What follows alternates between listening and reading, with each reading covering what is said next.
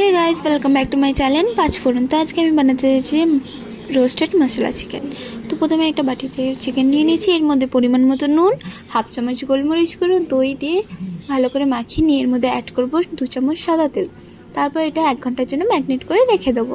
তো আমি কড়াই তেল দিয়ে নিয়েছি, গরম হয়ে গেলে এর মধ্যে গোটা গোলমরিচ, শুকনো লঙ্কা, আদা, রসুন, গোটা গরম মশলা আর পেঁয়াজ ভালো করে ভেজে নেবো। ভেজে নেওয়ার পর এটা বেটে নিতে হবে।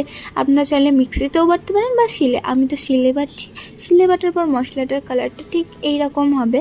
তো এখন ম্যারিনেট করা চিকেনটা আমি তেলের মধ্যে দিয়ে দিয়েছি। এইটা ভালো করে ফ্রাই করব যতক্ষণ না তেল বেরিয়ে আসছে চিকেনটা থেকে।